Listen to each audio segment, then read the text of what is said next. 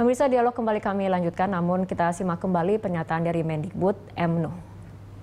Kalau yang saya tadi habis rapat tadi, saya melaporkan yang baru selesai tadi, yaitu yang terkait dengan perkembangan persiapan UN yang insya Allah besok akan dilaksanakan di 11 provinsi.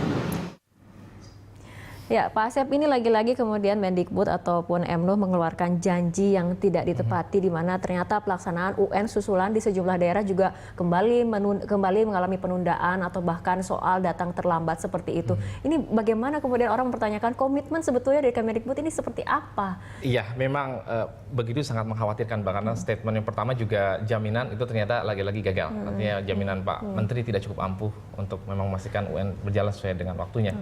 Jadi saya pikir hari ini bicara besok atau lusa ini, walau bahasa kami masyarakat mungkin bahasa jadi sangat lebih sulit ya, sangat misterius sekali apakah betul atau tidak. Termasuk juga misalkan 11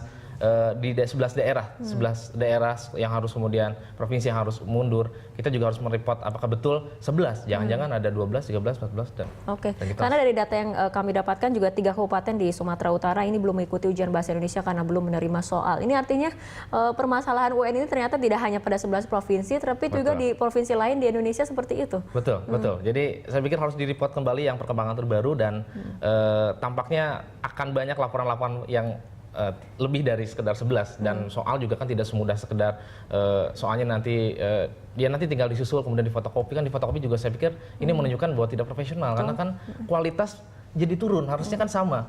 Lembar jawaban, lembar soal. Ada waktu persiapan 1 tahun sebelum pelaksanaan UN seperti itu, Pak? Yes, Mbak. Maka saya sebut sekali lagi, ini kan jangan nekat gitu, yang sebenarnya tidak disiapkan dengan matang. Tapi apakah kemudian juga ini akibat dari sentralisasi percetakan yang kemudian saat ini dipegang oleh pemerintah pusat? Apakah kemudian harus dikembalikan per rayon, per daerah, atau seperti apa, Pak? Saya pikir dua-duanya bisa dilakukan. Kata kuncinya ada pada taat pada prosedur yang profesional yang sudah disepakati dan itu dilakukan. Misalkan tender tentang proses tender, siapa yang berhak mencetak, ya berarti kan ya pastikan ya memang qualified, bagus lembaganya, punya kualifikasi, dia punya reputasi bagus dan siap memang menjaga komitmen untuk bisa ikut mensukseskan UN. Jadi mau di daerah, rayon maupun di pusat tidak ada persoalan. Kata kuncinya profesional, sesuai dengan taat prosedur bagaimana proses tender itu dilakukan. Oke, Pak Asep, sebelum kita lanjutkan perbincangan, kita simak grafik berikut ini terlebih dahulu.